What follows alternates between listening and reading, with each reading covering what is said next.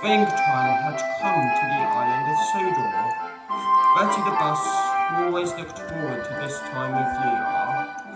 Colourful flowers and green passengers decorated his roof alongside Thomas's branch line and made his work a pleasure.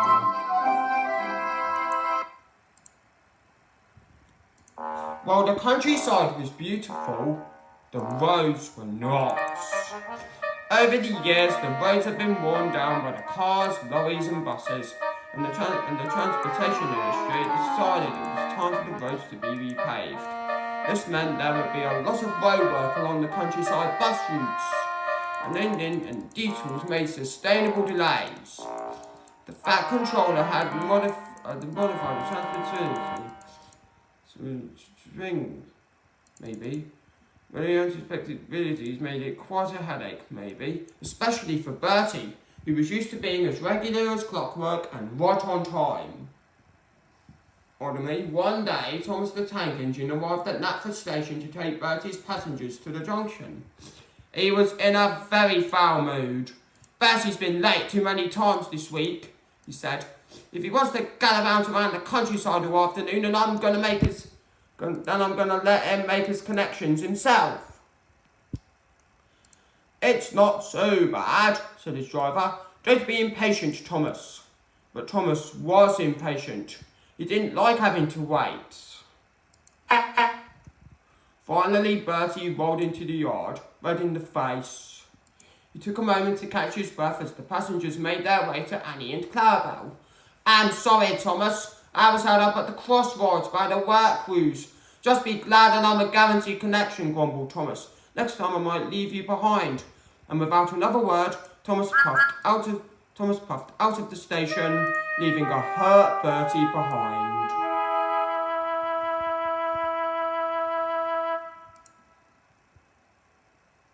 The next day, Bertie kept thinking about what Thomas had said. "He wouldn't leave me behind," he thought to himself. "Thomas would never strand his passengers."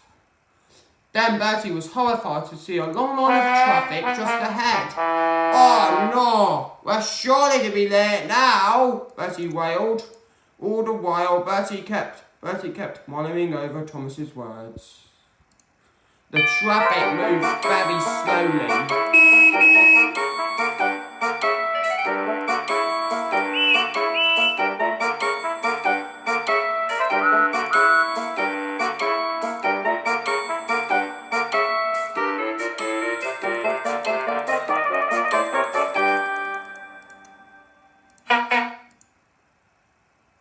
As the line became shorter, Bertie realised that they weren't behind a work crew. They were behind a level crossing, and halfway through the crossing sat Thomas. "Thomas," said Bertie, "whatever is up with you?" "My cylinders are leaking," Thomas said sadly. "My driver and fireman didn't notice until I was almost out of steam, and now I'm stranded here." Bertie knew that Thomas was the guaranteed connection for his passengers. Then Bertie had a thought. Maybe. "Why don't I take your passengers to the junction?" Thomas smiled. "Do you mean it, Bertie?"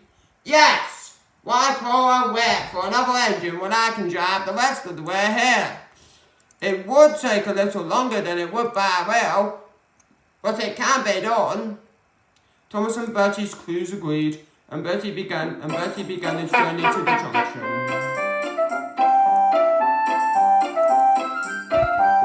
The workers passed it in record time. Maybe.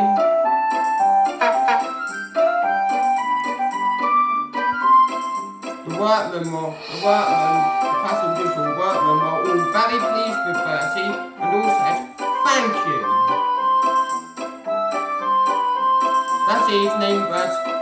Later that evening,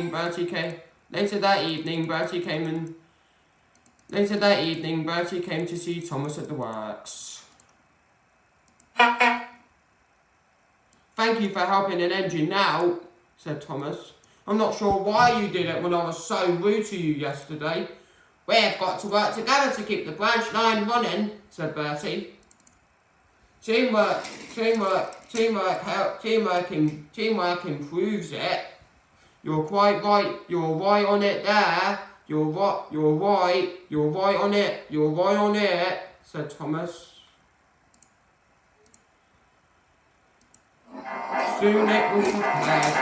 Maybe I don't know what went wrong. And Thomas returned to his branch line.